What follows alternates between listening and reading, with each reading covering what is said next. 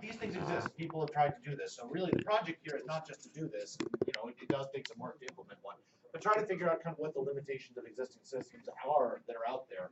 Do some research and figure out like what features you could develop on your own. Another project I'm interested in is, again, you could get the sense that I'm interested in passwords, but when we use passwords for crypto, strong passwords really matter. Right? People pick bad passwords. How do we get people to use strong passwords with like the entropy level of at least 50 bits? And how do we get normal people to be able to remember these passwords? A lot of strategies out there. People have tried this. I want you guys, if you pick this, to really come up with try to read the literature that's out there, think about some new ideas, and then ideally design something to help people do this, and maybe get a set of users together and actually see if you can test them, see if the scheme actually works on real people. I have this ransomware thing, and again, big warning, please. Oops, it says this is X. I don't know what this is X means, but we're supposed to say don't get in trouble if you do this. Ransomware currently has the problem that if I am told to make a payment in a piece of ransomware, there's no guarantee that I'm ever going to see the key. There's no guarantee anyone's going to ever send me the key. Now, so the question is it possible to design ransomware where the payment itself is conditional on somebody actually sending me the key? And the way that you would probably end up having to do this is design something like an Ethereum smart contract. If that doesn't even make sense to you, this might not be the project for you. But can you design something like an Ethereum smart contract or a Bitcoin script that would actually make these keys conditional and actually implement it? And of course, the goal is not to release your code and make ransomware better, but rather to do this kind of internally and see if it works, see if this is something that we should be expecting. I don't know why that keeps happening. That's fine. We plug my computer in. So this is kind of one of the ideas, and there may be multiple variants of this idea. So if other people have different thoughts, maybe that could be interesting. Zero knowledge proofs. We haven't really talked about these, but for those of you who are interested and know what that is, there are some new libraries. One is called zkBoo that allow you to prove in zero knowledge that you computed the output of some program. The programs can be arbitrary, fairly complex programs that get compiled down into a circuit language. So if you're interested in kind of reading up on this and doing something neat with zero knowledge proofs, this would be a cool opportunity to do something, but this is kind of an open-ended project. Let's see, post-quantum crypto. We haven't really talked about it. What's post-quantum crypto? Yes? Crypto that's still secure after quantum computers get good enough to crack like big ones. Good. So RSA and elliptic curves, which we haven't talked about too much yet, are about to be toasted by quantum computers, maybe for like 10, 15, 20 years, because there are efficient polynomial time algorithms for factoring that only work on quantum computers. The good news being we don't have quantum computers, so we're safe for now, but they may come. So people have been spending a lot of time thinking about how to make crypto that survives these quantum computers. And there is quite a bunch of literature out there, but the stuff that is kind of the simplest is hash-based cryptography. So there are schemes to do signatures using only hash functions. And so far as we know, quantum computers may dent hash functions, but they won't totally break them. So there's stuff like that. There are also some other schemes. This is kind of a research and the implementation project. Find out what's out there, implement something cool, and demonstrate that it works. Monitoring TLS. There are a lot of people who want to find a way inside of their enterprise data center to passively monitor the TLS protocol. I worked on some stuff related to this. And what this means is they want to be able to look at a TLS connection, and they want to be able to decrypt it at some monitoring box. And they proposed a couple of drafts for how to do this. So look at their protocols, try to really come up with a good set of objectives or strengths of these protocols, analyze them, and maybe even find alternatives, kind of open-ended as well. Fuzzy vault. So there's this idea of something called a fuzzy vault. You could read the research paper, but basically it's a way to encrypt things under something that is not a password, but is fuzzy, like a biometric. So you can have a bunch of values. There's a bunch of schemes for doing fuzzy vaults. As far as I know, nobody's ever implemented any of these schemes and actually done it for something interesting. So those of you who have some interest in biometrics or have some interest in DNA or actually genetic kind of things, or even just normal secrets that people could remember, maybe this connects to the password thing, try to read some of this literature and see if you can implement something cool. Okay. There's this old project I blogged about once about using CAPTCHAs to strengthen password-based encryption. I've never seen anyone actually implement something with this. It's a really cool idea. It's a very simple idea. Something I'd like to see somebody either develop or just implement and do a really nice job. Telegram is what I think is the worst crypto app out there. Anyone who's really interested in taking a deep dive on the Telegram crypto and seeing what's kind of out there, what's, see if you actually implement some attacks on it, or, if not, like analyze it, I'd be really interested in something like that, either a presentation or a write-up. There is this thing called Intel SGX. This is really a programming kind of based project. Intel SGX has an API, you can download it. It allows you on certain hardware to create these secure enclaves. And so there are cool things you can do with that. And so one of them is you can build a little tiny hardware security module, something that does like encryption and signing, keeps cryptographic keys inside of it. The idea is if your computer gets hacked, your cryptographic keys would be locked up and safe inside of this thing. And so one project would be learn enough about Intel SGX API to actually implement something like that and demonstrate that it works. It would be really kind of an engineering project. Don't underestimate how painful Intel has made their API, so this is not an easy thing, but it could be done and it would be a neat thing, or if you have other ideas related to that, that would be cool. RNGs, you might have gotten the idea that I liked random number generators a lot. We talked about how sometimes virtual, maybe we didn't talk about this, but a lot of embedded devices have poor seeding when they start up. Virtual machines are another case where seeding can be very bad because virtual machines, as we said, don't have real hardware, so there's no real entropy coming from the hard disk or whatever. So a lot of data centers have started to use systems that can actually remotely seed random number generators. They actually have protocols, and there's a thing called Pollinate, but there are others out there that you as a data center operator can use to like seed up all your virtual machines. As far as I know, these haven't gotten a lot of looking at. There may be better solutions out there, so really like learn about how these things work and maybe either present or write or develop something cool. Noise is a protocol that's used in WhatsApp. It's kind of a replacement for TLS.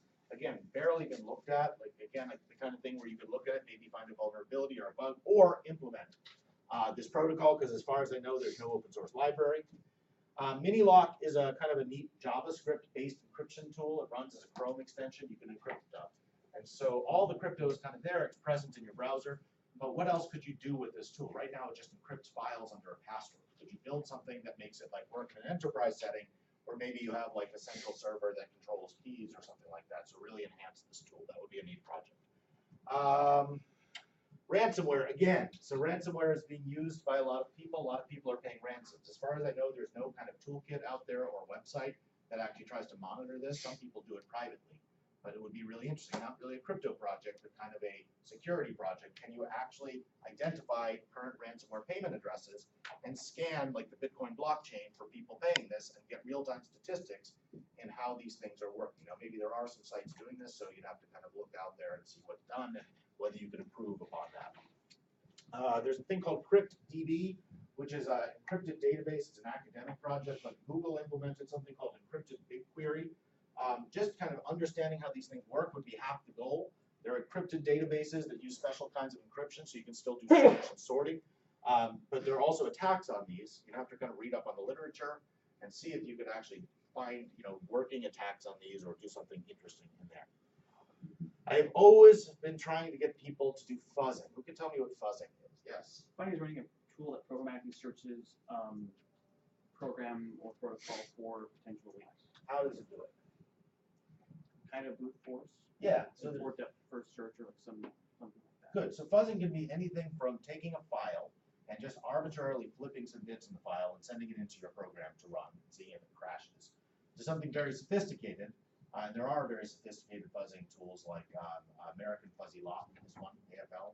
And these tools basically look at the code of your program and they can actually design from scratch entire files that will work with the parser of your program. So this AFL, for example, has this really cool demo where it starts with nothing, runs a JPEG parser, and basically generates a valid JPEG file just by looking at the code of the JPEG parser, and ultimately finds every code path that gets exercised. The problem is crypto libraries are very, very hard to fuzz because a lot of the time there's like a hash function or something where the only way to get to certain code paths is like, satisfy this hash or do something that's really hard for a fuzzer to find accidentally. So fuzzing crypto libraries really requires extra thought. So find a not very well analyzed crypto library, develop a fuzzing approach. It may require you to look at the code and kind of find the code paths manually with GDB. Develop something that can actually try to exercise some of these code paths on invalid input and pick a low-hanging fruit like some crappy crypto library. I said GNU PG, maybe that's too high. something that's definitely going to crash, maybe an academic crypto library, and develop a fuzzer that can really feed it up. Let's see, where were we? Anonymous credentials, you can read about that. Those might be interesting, I'm not sure. Certificate transparency, we haven't talked about that, have we? Certificate transparency is a new system that Google is deploying, and the idea is anytime somebody gets a certificate, they're a certificate from a certificate authority. The certificate authorities have to put this into a log. And the idea is that if a certificate authority screws up and accidentally issues a certificate on Microsoft.com or Google.com or something bad, it will be in the log and everyone will instantly see that this is happening. But how do you force browsers to only accept certificates if they're in the log? Well, certificate transparency has this whole crazy thing involving hash trees that allows the system to prove that a certificate is in the log, and that way Chrome will only accept certificates that are actually in the log. But there's a lot of stuff going into these certificates, these ledgers. Maybe do a statistical analysis and look at public keys or look at things that are in the ledger and see if you can find some interesting patterns. It's a very open-ended one. Last two. Charm is this toolkit for implementing crypto systems that we wrote out of Hopkins. You can implement fairly advanced crypto systems. The idea here would be to take Charm, get it to compile, which is not trivial, and actually implement a couple of new cryptographic protocols. I suggest ring signatures, which are cool privacy preserving protocol, but you can kind of look and see what's implemented and see if there's other stuff that's neat. And the last one is these EMV protocols. You guys have all seen these smart cards on credit cards. You know it takes forever to make a credit card payment. The question is why? Can you actually go out and find the actual protocols, not just like find some write-ups, but actually figure out what protocols are being run on these systems and really explain why, in a very detailed way, why our credit processing systems in the US are so slow, and what we can do to improve that. It's just kind of a detail, like learn all about these things and how they work. Okay, so these are the ideas that are up there. You may have other ideas, that's fine, come to me or Alicia, and we'll talk about them, and I'm totally okay with whatever idea you have, as long as it's cool. And cool is very subjective, which means just come to me. That's all. Okay, any questions? Good. No? Okay, good. Any news? Also, there was UnCAPTCHA. Mm-hmm. So it's a protocol that uses Google audio and a few other platform audio to text, and is able to fool reCAPTCHA with 85% success rate. Okay. Anyone else hear about this? Yeah. Was it okay? Yeah. I mean, it's basically that they just kind of they use the audio version of the CAPTCHA, Okay. and then just outsource to various free audio parsers and return the consensus. And it works most of the time. Okay, that sounds really bad. So what does CAPTCHA stand for? Does anyone know what's the acronym CAPTCHA stand for? I actually don't know off the top of my head. I'm hoping you guys can tell me. Anyone? Google it quickly. Challenge response test. Oh, complete automated public Turing test to tell computers and humans apart. Good. So what's a Turing test? Yes. A test in theory that is, if you are talking to someone, can you tell if they are a computer? Good. So the idea of a Turing test, the old school Turing test, is you have a conversation with a computer or a human, and you have to tell at the end of this conversation, are they a person or not? And so the idea, of course, is that this involves a person determining if a person is actually or determining if a thing is actually a person or a computer. And that's great. But the idea that in a CAPTCHA is you want to have some function that can actually take, that a computer can actually use to automate this process. So you basically have some function, F, that takes in some random input, it's a computer algorithm, and spits out one of these tests, which we call a CAPTCHA. And what do these things actually look like in real life? Yeah. Here's some really mixed up text. What is the text? Yeah, you've seen these, right? It's like CF 2, 3, N, R. Somebody put some lines through it, and it's garbage. And the idea is that it's really easy to make these things, because all you have to do is take some random numbers and like make some text, and then you just like put junk all over it and deform it. And we hope that OCR algorithms are really, really bad at taking this apart. But apparently, thanks to deep networks and all of these new things, yes. I just also want to say that there are also services on the web that for a couple of dollars, Yes. you can solve a CAPTCHA by outsourcing it to many, many people. Oh my God. And they return, and some services even have a guarantee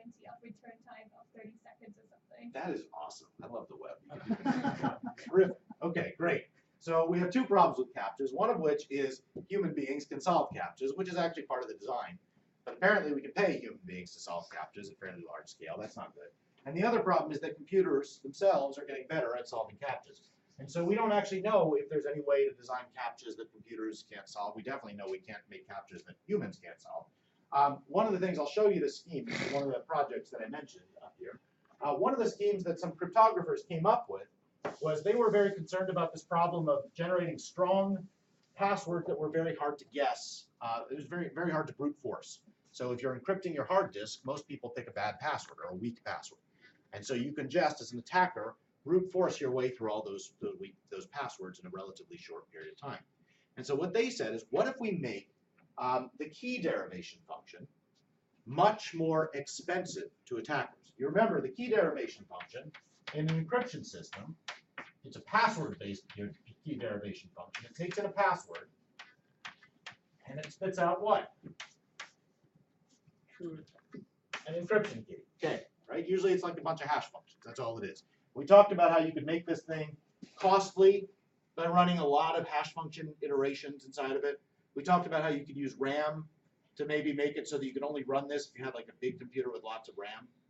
Well, an idea that some cryptographers had is, let's make it so this password-based key derivation function can only be solved by someone who has access to a human being. And why is that a good idea? Yeah. Human beings are slow. Human beings are slow. I agree with that. We also expect to be paid for our time. You also expect to be paid for your time. Very good. But what happens when you normally want to decrypt your laptop? Is there a human being present? You. Yeah, you're always present. And how many passwords do you need to check? One. Assuming you're not stupid and you remember your password, you just check, you just enter the right password. You run this thing. You answer one question, right? Whatever the thing is going to ask the human being, and bam, you get your key. But if you're an attacker, you're going to try to solve 10 billion possible passwords, and you're going to need a human being to be involved somehow in each iteration of this. So the proposal they came up with was kind of clever. It basically used these like textual CAPTCHAs, and what it did is it first computed a normal key derivation function on the password to get K prime. And then it used K prime, it split it apart into a bunch of indices, call them I1, I2, I3, just took a few bits from each part of that key, and used each of these to look up into a big database of CAPTCHAs. And then the human being would have to solve each of the CAPTCHAs, which are just pictures of like letters and numbers. And then what it would do is it would then compute K to be basically, concatenating all the solved CAPTCHAs and so on. And so the idea is that every time this key derivation function would run, if you had a big database of CAPTCHAs lying around, a human being would have to solve like 10 CAPTCHAs. If they did it right, they would get the key. But an attacker would have to solve 10 billion times 10 CAPTCHAs. And even if they had access to like a big database, big group of people who are willing to do this for money, it would still cost them, $20 billion or whatever. And so this was the idea. And so this is the idea that I was talking about here.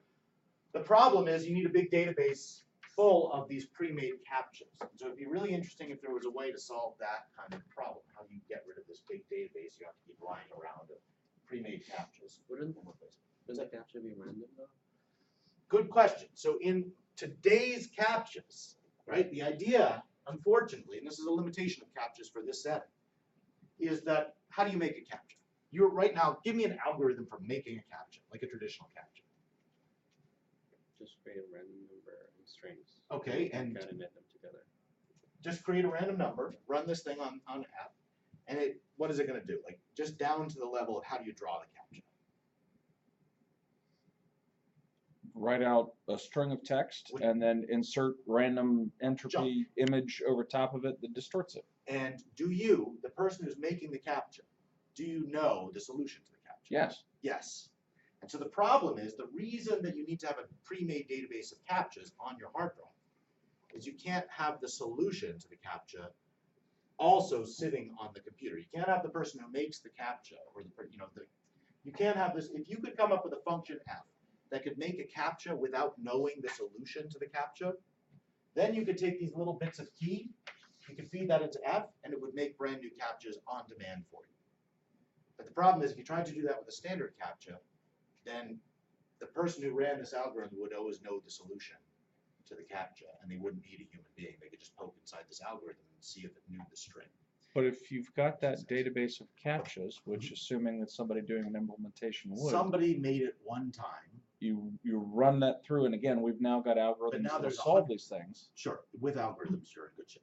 So That is the attack. yeah, So the point is, but it would be interesting, could we come up with new CAPTCHAs that, first of all, are harder for algorithms to solve, and second of all, can be generated such that the algorithm generating the CAPTCHA does not know the solution to the CAPTCHA without a human being present. Like, for example, facial expressions, right? Like, you can maybe make an algorithm that designs facial expressions. Computer might not be able to solve what a facial expression means, but a human would. So could you design an algorithm that makes puzzles such that the computer itself does not know the solution to the puzzle without a human being also being present? Wait, so why can't you just create a random number on the spot, and then after doing that, you check whether the solution the user provided is equals to that? Because the assumption is when you have an encrypted hard drive, the human being has, the attacker has probably reverse engineered the whole computer. And they can peek inside this function F even as it's running. And they can see that if this function F knows the answer, then they could just have a program peek inside of its memory, get the answer, and always win. And so, but if you had a function F where the function F didn't know the answer, then that might be a solution to your problem, because then, yes. So I heard people have been doing gamified CAPTCHAs where instead of measuring correctness of the answer, they are measuring how the human behavior. So for example, if you have to solve a maze, how likely is it that you have your cursor is going to wiggle a lot, or how likely is it going to? I love it. Can you turn that into something that can be used for this problem? I don't know if you can, but that's awesome. That's really interesting. Can you find other aspects of human behavior that are relatively hard to simulate, that are relatively hard for a computer to use, but could be useful for these kinds of applications? I don't know. Google was actually doing something interesting, and it ties into how they broke the audio stuff. They had their bots interact with Google services, like create email accounts, create sheets and documents, and like that sort of thing.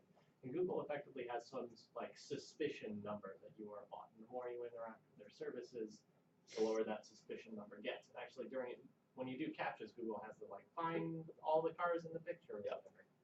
The worse you do, the harder challenges it presents you until it like dynamically fights you to figure out if you're Interesting. or not. I did not know that. That's awesome. Cool. Good for Google. So yeah, like Google clearly has really good algorithms for figuring out what a hard CAPTCHA is. Can you use some of that to do something else? Yeah. Something I found is a lot of the CAPTCHAs I see are just you click a checkbox. Yep.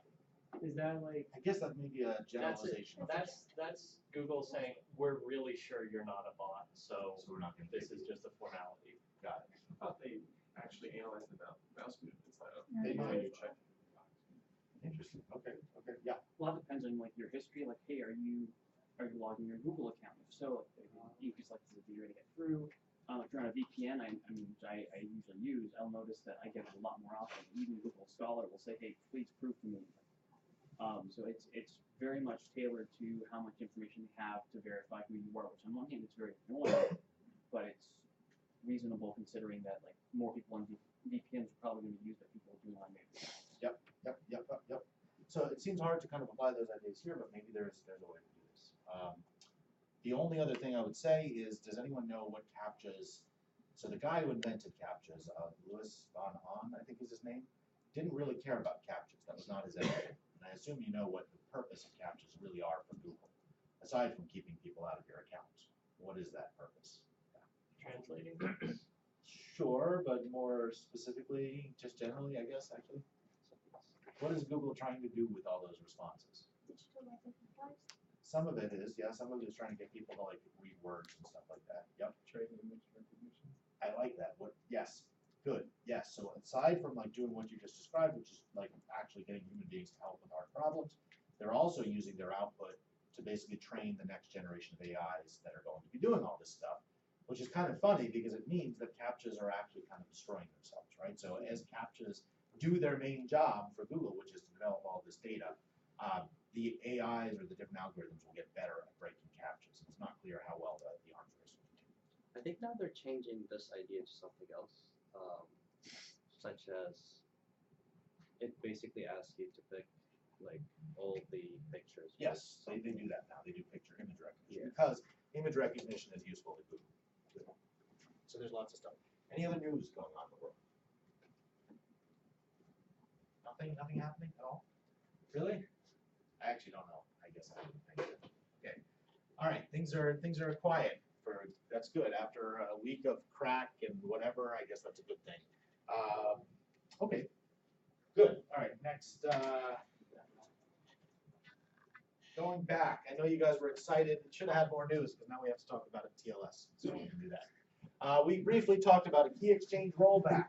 I have a bit more news. Yeah, go Bad for it. Rabbit, which is Tell me about it's the new and improved not Petya. it. It's You really don't want to talk about TLS.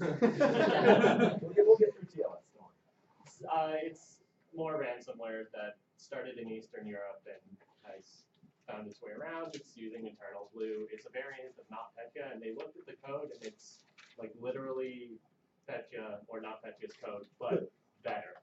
How is it better? They fixed a couple of the bugs that you could look into it. I don't know the exact details of what they improved, but just from what I gathered, it was. Since we're talking about ransomware, how does ransomware work? Cryptographic. I know it's just malware, right? You get malware on your computer, then what?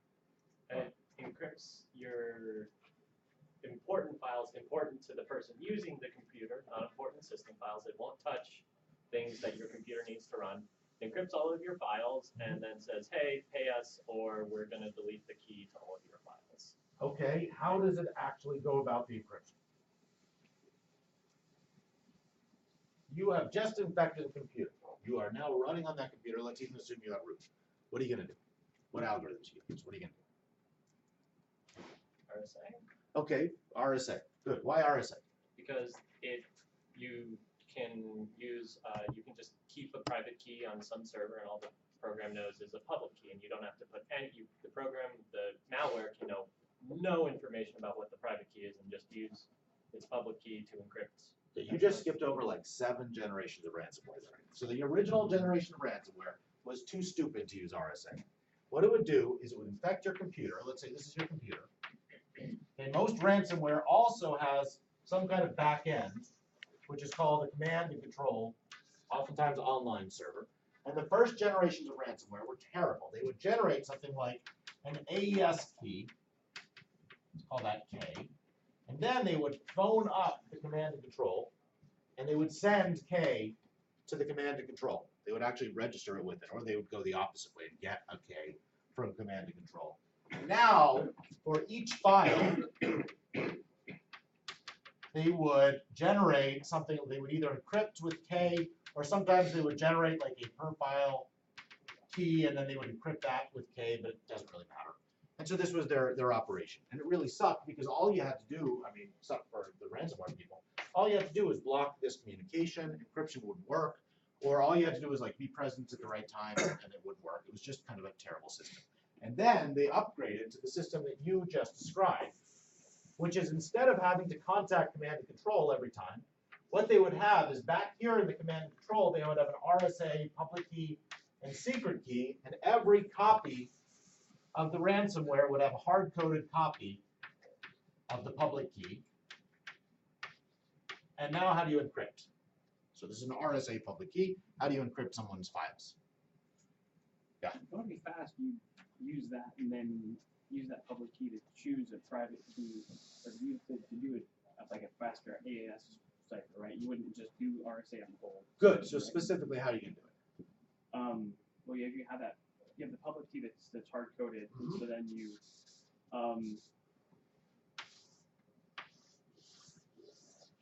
Made my computer bigger. it doesn't have choose your keys for the AES somehow, but you randomly pick one. Okay. And then you store it somewhere encrypted on your machine. Choose random AES. Let's call it AESK. Right, and then Now what? then store that somewhere, and then and then use AES to encode everything. Encrypt every file.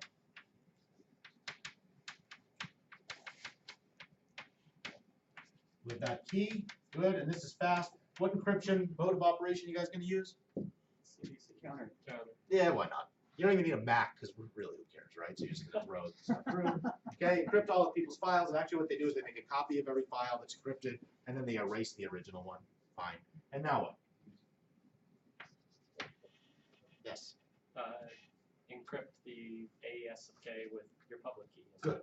And we'll call this, we'll say store. Let's call this C equals RSA A of AES, oops, sorry, PK of AESK, and that's that. And of course, what happens when somebody wants to pay the ransom? Where does it go? What do they do? Yeah. They're like, hey, here's a coin address of some sort. Yep. And you leave a ransom note basically, but send half a Bitcoin here or whatever. Good. So they say basically send half a Bitcoin here, maybe visit this website, which is Tor, and then you go and you give them C, and if you paid them correctly, they decrypt C using their secret key, and they hand you back the appropriate AESK, plus maybe a little tool that you can run in your system, and then you go and use that to decrypt every file. So this is basically how all of these modern ransomware systems work. How big is that thing you have to upload to that Tor website, by the way? How big is that? Pretty tiny. Like, what font size are you using when you do that? Like less than 500 bytes. Okay, 500 bytes. Could you make it smaller? How big could it be? It's an RSA ciphertext. How big are your RSA ciphertext? The length of padding.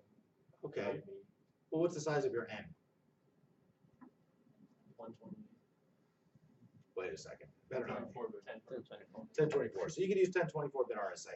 The early version of ransomware used 1024-bit RSA. It was very good, except that they picked their secret keys using decimal, which meant that instead of binary secret keys, they picked basically decimal numbers. So it looked like it was 1024-bit strong, but it was actually 190-bit strong, and so it was brute force. So lots of people have done bad things with this, but basically this system works.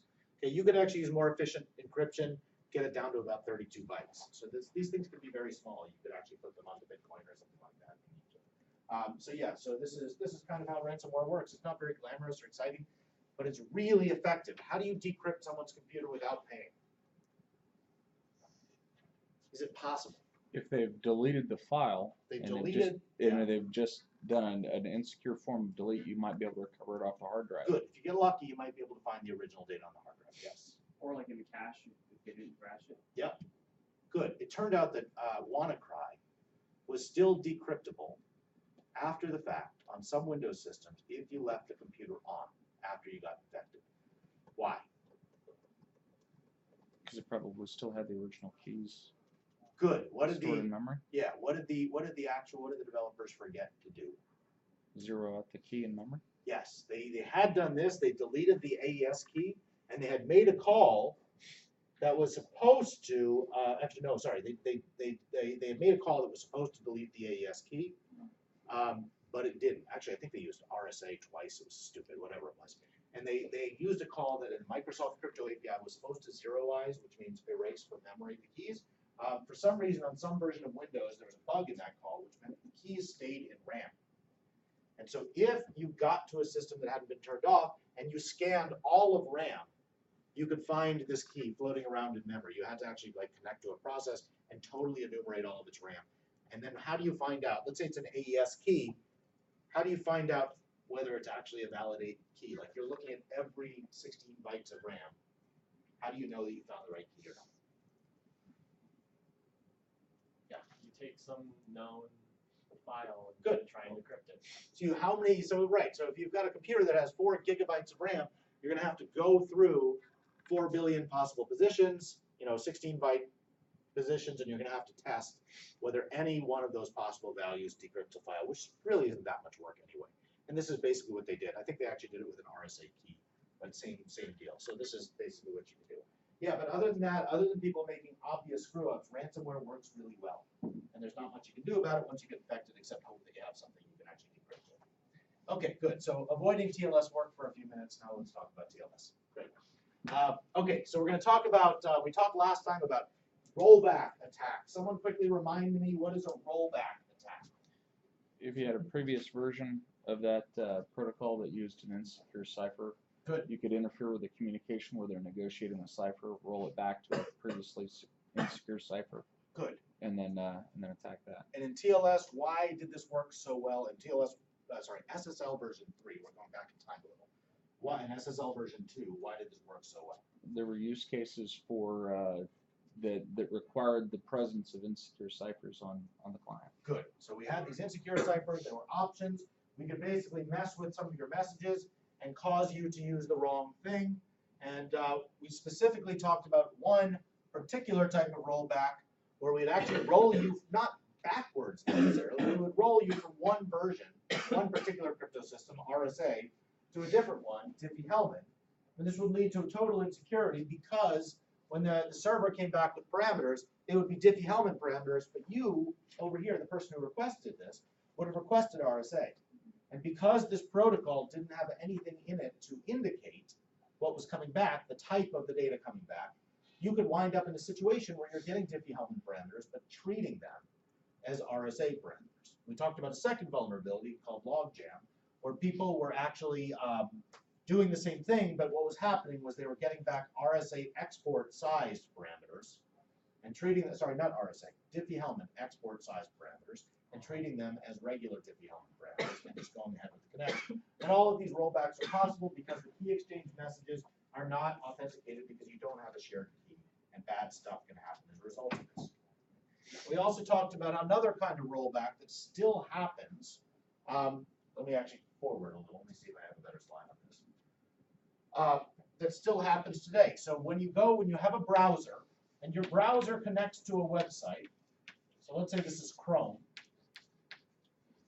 it makes a connection, and it says, I'm using not even SSL, it says I'm using TLS 1.2, and if the website does not support TLS 1.2, maybe it only supports 1.0, well, in some cases it can say actually 1.0 or whatever. In other cases, it literally will just fail. And so modern browsers like Chrome are actually designed to do something called version fallback. They try to make a connection with a modern version, TLS 1.2 first. If the server barks and literally can't connect to them, well, they don't want the whole web browser to fail because user experience in that case is really bad. So what they do is they do version fallback. They say, okay, I will try again, make a whole new connection. This is not part of the protocol. This is like the browser itself. They will say, okay, I will try again with TLS 1.0. If this connection fails, they will say, and I think they finally deprecated this, but up until recently, they would say, okay, I'll try again with SSL version 3. Which means what? If you're an attacker and you have control of the network connection, what can you do? Rollback. Force them back to SSL 3 and then Good. force You them block to that do a first rollback. connection. Even if the server does support 1.2, you block this first message. You just drop it. Or you do something even weirder that looks barfy. And the client says this guy doesn't support 1.2, and you basically force them down to SSL 3. And we already talked about a bunch of vulnerabilities that exist in SSL 3, many of which have been fixed in TLS 1.2. But too bad, you got them back to SSL 3. In fact, there was an attack which was called Drown. I don't remember what this stood for, but it just came out last year. And it affected something like 20% of the servers on the internet. And it was actually just a rollback attack where you could force somebody back to SSL version 2. I have no idea why that was even possible, but you could do this on some devices. Force people back to SSL version 2. SSL version 2 supports export keys, and you could just totally break the crap out of this system and actually decrypt connections. So rollback attacks are a huge, huge, huge deal and continue to be a huge deal, and it just sucks. The more stuff we have, the worse it gets. Okay, as I was finishing up last time, I think I started to talk about a non-protocol related problem with SSL and TLS, which is this issue of traffic analysis. The idea of traffic analysis is that encryption does not necessarily, encryption protects the content of your messages, but it doesn't necessarily protect or prevent you from learning how long a plain text is. And why is that? And what can you do about it? Okay, so if I send an HTTP request, which typically looks something like this, the most important thing being the URL or the part of the file on the host that I'm trying to download, this HTTP request will get encrypted under TLS. That's great. But the person monitoring the network will see a blob of data go across. And that blob of data leaks at least some function of how long the underlying HTTP request is. And similarly, there's a response from the server will be a certain length, and you'll be able to tell how big the file was that you downloaded, the person downloaded from the server. How could you stop this? What could you do to prevent these kind of traffic analysis attacks? Yeah. Figure out what is the longest possible, a very long, Make every record as long as possible, and then what? and then, well, that's a bad idea, but just add random amounts of Okay, padding. so you just had two ideas. Yes. So the first idea was fix an upper bound for how long every message that could ever be sent was. And then how would we make our stuff look that big? Padding, you said? I think you were aiming. Okay, this could work. So we have some plain text, and then we add some padding, and we make this every record be some max size. Okay, I mean this, if you do this right and the encryption scheme is not broken, this kind of works, but of course it sucks, right? Because now you're using up tons of bandwidth for no reason. And you immediately switch to version 2 of your idea, which was what? Add random amounts of padding so that you can see kind of how big it is, but you're not quite sure. Does that work? Anyone have ideas, criticisms, comments, questions, reactions? I had this teacher who used to say that. Yes. Shoot. You just measure a bunch, get empirical averages, and go from there. So if the person requests the same web page 100 times, Or get a bunch of people requesting the same web page. good. And what you can do, what are you going to get from that information? Right? Statistically, if you get a lot of different lengths and you know they're all the same connection, presumably what you can do is you can average away the padding. And you can basically consider this basically to be the actual length of the message plus some noise, which is like an integer random value drawn from some distribution. Well, we all know from our statistics classes that if you get enough measurements of some random variable, or not random variable, but some noisy variable, you could basically zero in on a rough value for what the actual data there is. How about if the padding was variable in length? But it is variable. So the padding here is variable in length and is random length. Random variable padding. Okay, so the plain text here is the same every time. But the padding could be anywhere from 0 bytes to 256 bytes or 1,000 bytes. Some versions of TLS support up to 256 bytes, of random padding. Why 256? Where does that magical number come from? I think it's actually 255. Because you prepend the first byte with a byte length? That is actually close, but think about your assignment 2. Think closer to your assignment 2. You could have been right. But Or All put it at the characters. end, or? what's that? All characters. Yeah, so the padding that's used in TLS is almost exactly the same as what you did in assignment 2. And so remember that padding, like every byte of your padding had to have a number that was the length of the padding. Well, if you use that padding scheme, what's the largest size padding you can add? Well, we said 16 bytes because we wanted it to be 16, but it could have been 255 or something like that. So that's what TLS uses. All right. So this is not great. So these kind of traffic analysis kind of get bad, but they can get really bad. So there was a result, and there have been several results following up on it, that basically show that some voice over IP telephony protocols use this kind of compression. And the compression is called VBR, variable bitrate encoding. And variable bitrate is really nice, because variable bitrate says use as few bits to encode each frame of audio as you need to get that audio across. Now, how in audio coding, does anyone know why you use different amount of bits for a different, same size chunk of audio? Yeah. Some signals are more complex than other signals, and you need a different amount of frequencies to represent them. What's a complex signal? A high-order polynomial signal, which means you just have to use it. Good. So something that's very noisy, like Yeah. sibilance, has a lot of complexity in it. So the packets get large. And what's a signal that's not very complex in audio? Single tone. Okay, there's something even simpler. Silence? Silence. Does silence occur in a telephone conversation? When does silence occur in a telephone conversation? Okay, but when specifically if we're having a conversation, Between words and at the ends of sentences. very good. We have a and remember, these are very fine-grained, small frames of data. What we can get is we can see, even if we can't do anything super complex, if we can see the size of every tiny little audio frame going over telepathy protocol, and we can, even if it's encrypted, because encryption does not necessarily hide the size of the data being sent, we can actually see a lot of information. So we can see these complexities like sibilances and so on, but even simpler, we can see silence. We can see the length of words. And oftentimes, just by being able to see the length of words in a telephone conversation, you can figure out a lot about what people are saying. So you can figure out right here, this shows different languages, but you can also find out, like what kinds of sentences they're adding, they're saying. This graph actually shows a lot more than silences. It can actually recognize different vowels and different fricatives and different consonants. And so from that information, which again, doesn't have anything to do with breaking encryption, comes only from traffic analysis of these VBR compressions, you can actually figure out a lot about what people are saying if you train a model beforehand that can actually understand this. So traffic analysis is a big tool that spies use and signal intelligence agencies use. And unfortunately, encryption does not do a great job of stopping this.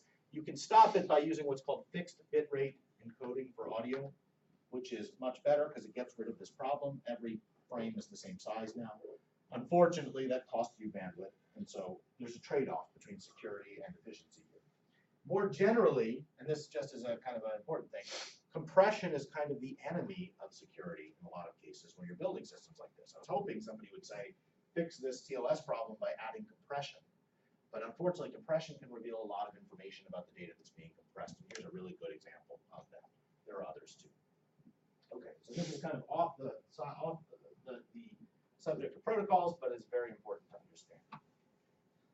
Going back to TLS and SSL. So it turns out there are a lot of attacks that are just what we call stupid attacks on TLS. When you go to a website, how do you enter the website? You go open up a browser. You type in what? You want to go to Facebook. What do you type in? Facebook.com. You don't type in https://facebook.com? No, because it will, I assume that my browser will make the initial connection. Facebook will say, hey, refer to HTTPS, and my browser will immediately go make that new connection over HTTPS. The things you just said should scare the crap out of you, right? Because what you're saying, I think, I've protected myself with a and I'm sure this has got bugs in it too, but there's a browser add-on called HTTPS Everywhere where it does the opposite, where it makes the request for HTTPS and then only if it's not available will it drop down. That's a problem too. But let's think about it. Let me draw your first one. So I typed in facebook.com, and remember, this is not an actual TLS issue. This is a browser issue. By the way, this is the reason why we keep wanting to get you to come talk to the ACM and say, hey, these are the procedures that you ought to use. You know, these are the add-ons, these are the VPNs, these are the. I'm not sure I even know the answers to that. I just know what doesn't work. Right. We're looking for what does. But you just said we're going to type in facebook.com, and you said your browser is probably going to turn this into what when it actually goes over the wire? My browser will turn it into HTTPS. Good. Your browser will turn it into HTTPS, and he's only getting this, by the way, because he has this special extension called HTTPS Everywhere, which maybe you don't have. But let's say he turns it into HTTPS//Facebook.com, and it initiates an HTTPS. What port does HTTPS go on? Anyone know? Trivia? 443.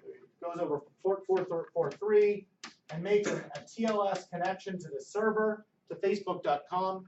And what if it doesn't work? What happens if the server does not support? I mean, Facebook does, of course, right? But what happens if Facebook just didn't happen to be configured to support HTTPS? Try HTTP. Good. So if we get barf, we then, because we're a nice browser and we want your user experience to be awesome, we go and we do HTTP connection. HTTP Facebook. All right.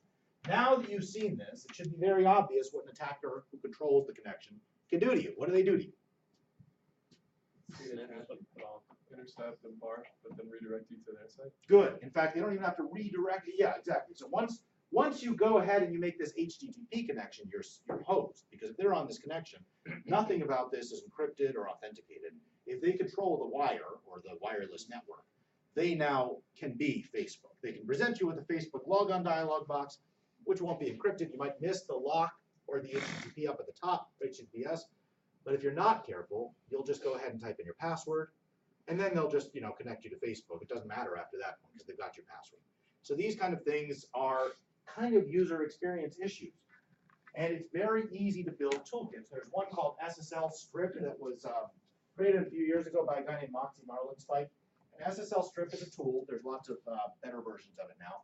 You put it on a little Wi-Fi device, like a Wi-Fi Pineapple. They make these portable little Raspberry Pi-based devices that can operate as an access point.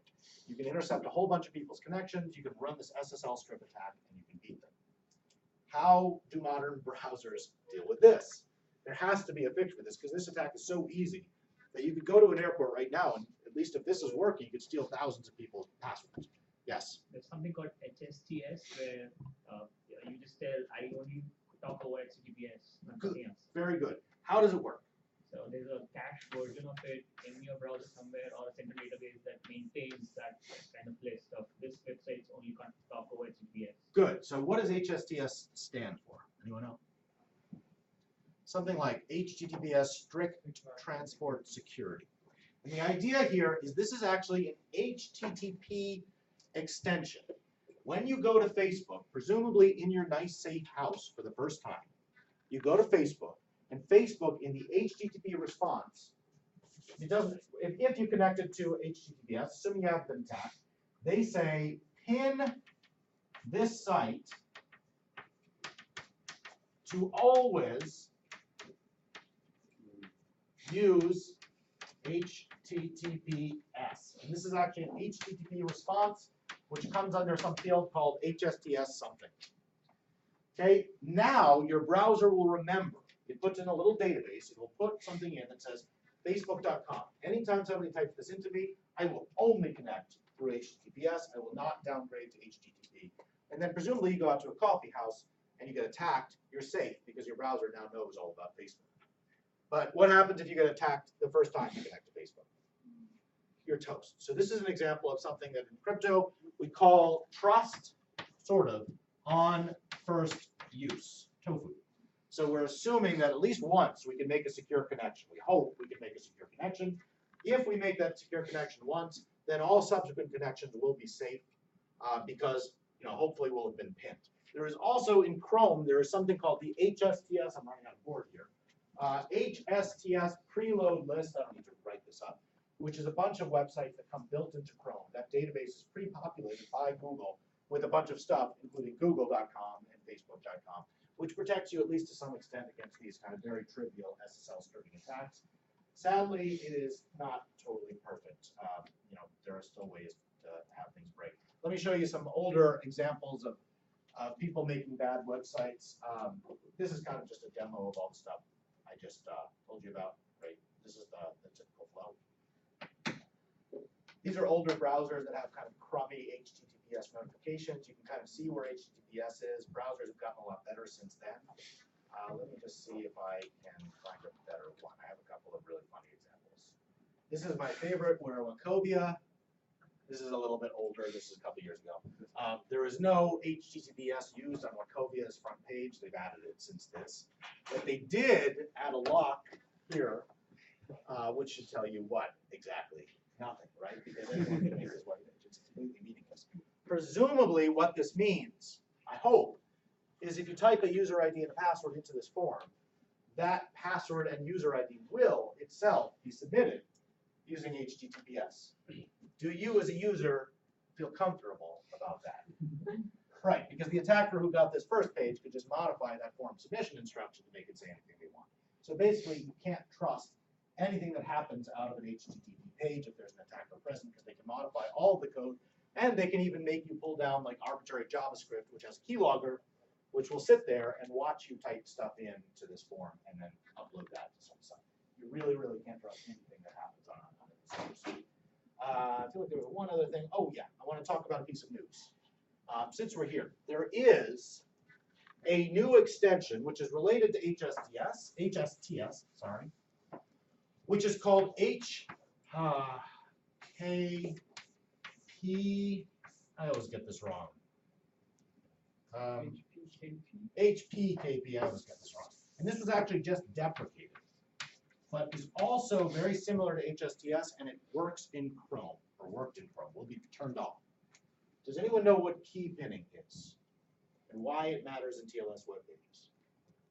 What is key pinning? Why would you want to pin a key? Where do you get the public key? When you go to facebook.com, how do you get Facebook's public key to make a TLS connection to it? Where does it come from? You run the thing, and it gives Facebook gives you a signed certificate, and it's signed by whom? And how many certificate authorities does your browser trust today? 200 odd certificate authorities, maybe more, because some of them can like cross-sign and do stuff like that. Okay, and sometimes these certificate authorities screw up. Like one weird one from, I don't know, like Chad will like sign a whole bunch of stuff, and you're like, wait, why are you signing all these? Like, why are you signing Google.com? Like, they're not even a customer of yours. But if you trust 235 CAs, bad stuff can happen to you. If you're Facebook, you really don't want bad stuff happening to all of your website users. And so there's this notion that's kind of been developed of pinning keys. And the idea is that Facebook can send an instruction to your browser that says, okay, you connected to me the first time and you accepted my certificate. But from now on, the next time you connect to me, I only want you to accept keys that have a certain structure. Like maybe only keys that match this one key, or maybe only keys that were signed by the Komodo CA and not other people. And so the idea of HPKP is your browser can send an extension that says Facebook will now be attached to a specific key, even if you see a valid certificate that does not match what I told you to trust. Reject it, because I think somebody must have broke into that certificate authority, and that certificate is bogus. Google uses this a lot. Facebook uses this. A lot of bigger companies do this. Okay, why is this being deprecated? What's scary about HPKP? Why are they getting rid of it? What's the danger? You have been instructed to deploy HPKP to secure your company's website. That is your first job as a new employee. Okay, how did you lose your job? What did you do? And what has happened to your company since you did this? Think about this. Think about the kinds of screw-ups you could make with this. So Okay. how is that list of pre-pinned keys distributed? Google actually has a thing that they have what's called a pin list. That they, with Google Chrome, they submit some major sites, like 500 or 1,000 major sites on the internet, and they allow those sites to submit to Google these keys pre-installed inside of Google. And how does that get onto every browser? In other words, the browser itself updates itself. Does it update that list? It'll pull down that list. So if somebody discovers, let's say, a fraudulent key, and this happened a couple of years ago, somebody made a fraudulent key for Google, fraudulent certificate by breaking into a certificate authority, and they started attacking Google sites by basically, presumably, sitting on a border that crossed a router that crossed a national border. I think it was Iran. And they were intercepting thousands or hundreds of thousands of Google connections.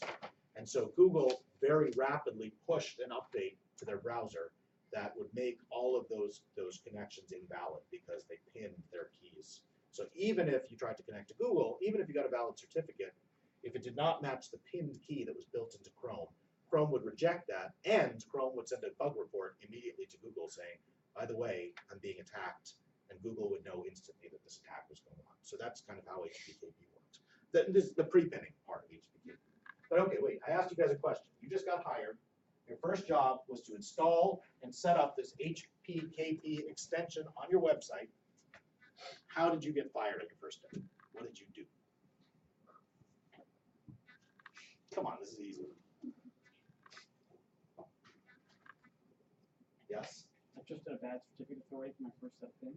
Yeah, you could easily screw this up. You could say pin to this key, this exact key, because this was allowed. You could send a message saying only this one public key is trusted for my website, which is, netflix.com, and 10 million people visit and get pinned to that key, and then, oops, I deleted that secret key. And now, okay, if you delete the secret key, normally it's kind of bad, but you can just get another certificate from an authority.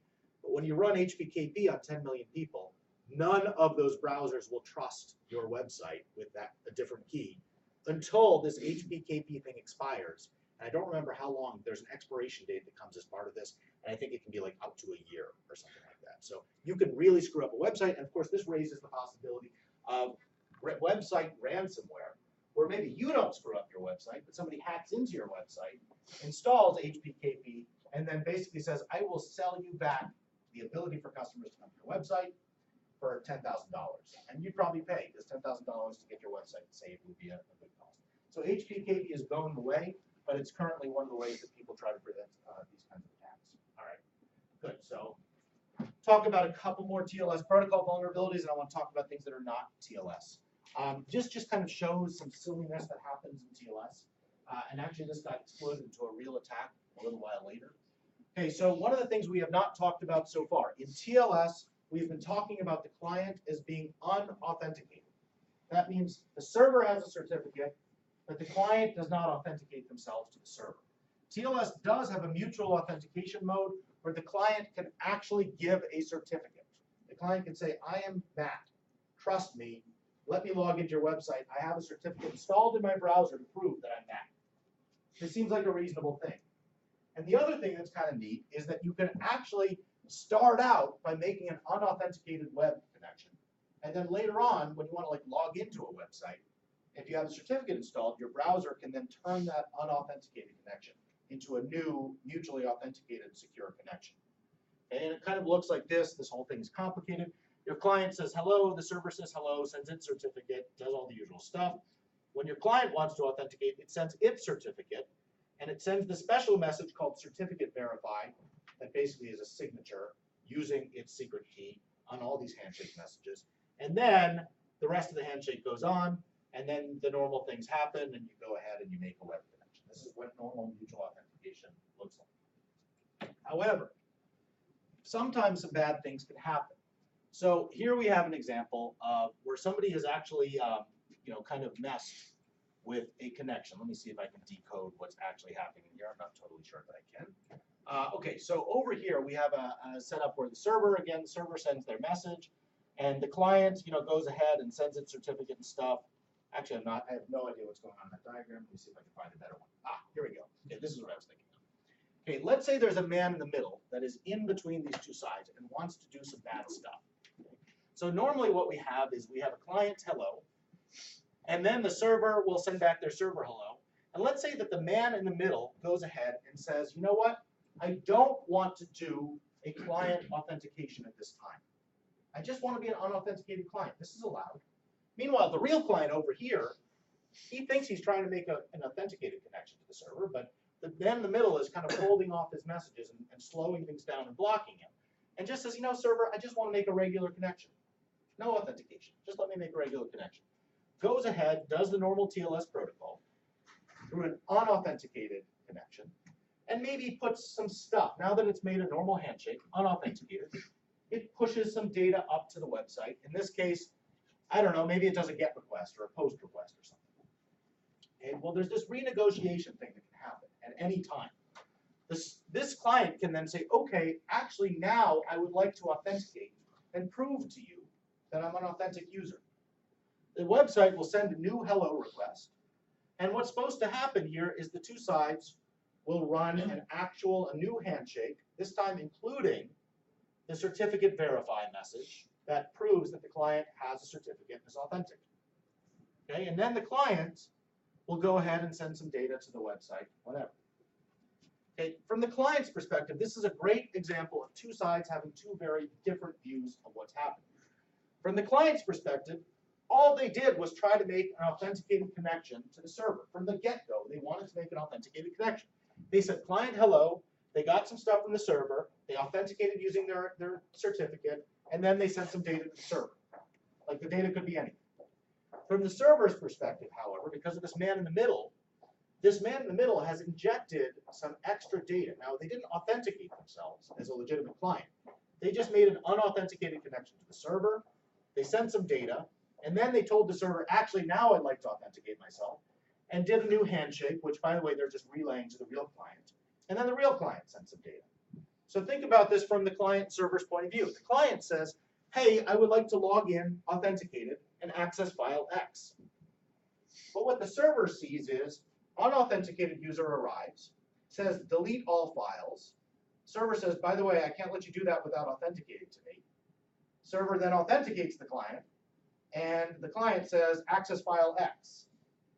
A smart server is going to say, well, I don't trust anything that happened up here because it wasn't in the authenticated part of the protocol, and this part was authenticated. But the typical application developer just doesn't realize that this is possible. What they see is they have a socket, and maybe they have some metadata that says, is the socket connected to an authenticated user? Initially, that flag is set to false because it's not connected to an authenticated user, but later on, when the user authenticates, that flag gets set, yeah, now they're authenticated. You just have one socket, you're getting data from that person. They become authenticated later. You have no idea as a user, as a server developer, that this man-in-the-middle attacker can inject data into the same connection that could go from an unauthenticated state to an authenticated state. And so this led to attacks where you could basically connect to a server. This man-in-the-middle could inject stuff like drop all tables from your database, which would be followed by a legitimate command sent by a client. The server would process both commands together, assume that they were both coming from an authenticated user, and then accept those commands. So these kind of things can happen. It's just a really good example of how having different views of what's happening is very easy to have happen to you in a real protocol. Now I want to show you, this may or may not be, this is actually another good example, a much simpler protocol. Okay, so there's a protocol called DECT, Digital Enhanced Cordless Telephone Protocol. Anyone have a cordless phone? Not a mobile phone, a cordless phone. Okay, good. If you have a cordless phone, you're using this protocol. You probably don't care if you're using this protocol, but you're using it. It's a European standard. It's designed to allow phones to be interoperable. And of course, it includes encryption and authentication because you want your stuff to be encrypted. Okay, the way this works, if you buy a new phone, most phones come pre-configured, but the way it works is the first thing you do is you enter a 4-digit PIN into the handset and also into the base somehow. And the base generates some stuff, a 64-bit seed, which it combines with the PIN to generate what's called a shared key, UAK. And then the base and the handset conduct a challenge response handshake. And I'll show you what that looks like. Okay, here is the handshake. This handshake is actually taken from the GSM protocol, which is used in mobile phones. Okay. What the base does is it generates a value called RS, which is a random value, and this other thing called randf, also random. And what the phone does, the phone handset does, is it computes a pair of functions, which are called A11 and A12. They're like hash functions. Okay, so it has a shared key, which is called UAK, and it feeds in this random nonce it got from the base station to compute this AS value. And now it runs this other function on the AS value and this random nonce that came over in the protocol to get a pair of values. One of them is called K, and the other is called SRES. And it sends SRES back to the base station. What is happening in this completely insane-looking protocol? What is the purpose of this SRES? What is it proving to the base station? Okay, I send what amounts to 2 random nonces from the base station. We have a shared key, UAK. I send 2 random nonces from the base station to the phone. The phone computes through a couple of computations of the function using its shared key, UAK, computes this SRES value and sends it back to the base station. What is it proving to the base station? Yeah. One thing is that they both have the same shared key. Good. If these functions, this A11 and A12, are strong cryptographic functions, then it should be really hard for your phone handset to compute SRES unless it knows the shared key. So the phone is proving to the base station it knows the shared key. Additionally, it's also computing this value K, which will actually be a traffic encryption key. So when you start talking, you'll use this value K to encrypt. Okay, you don't use the long-term key for some reason. You generate this new session key. What is the base station proving to the phone?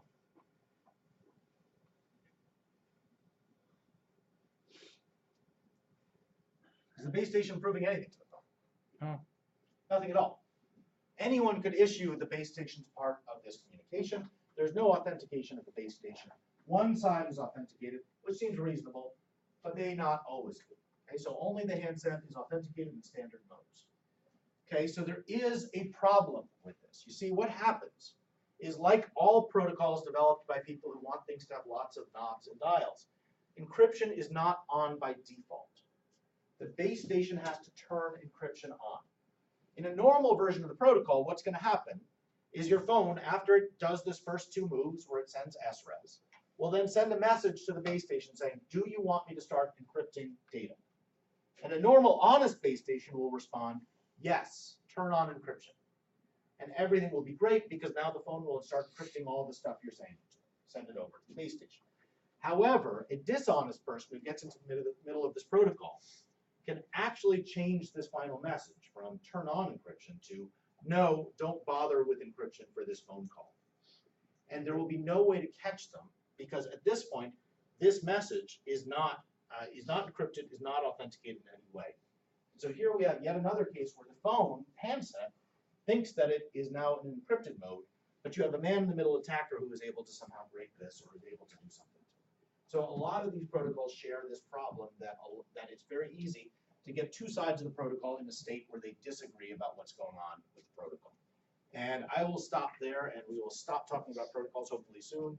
I'm going to send you guys out, I keep saying, some reading. Because the reading list is a mess, I'll send you some specific things to read. Get your assignments in. And do please quickly look at those project lists. Get together your groups. Come send us emails, talk to us, Alicia or me. But let's get moving on those.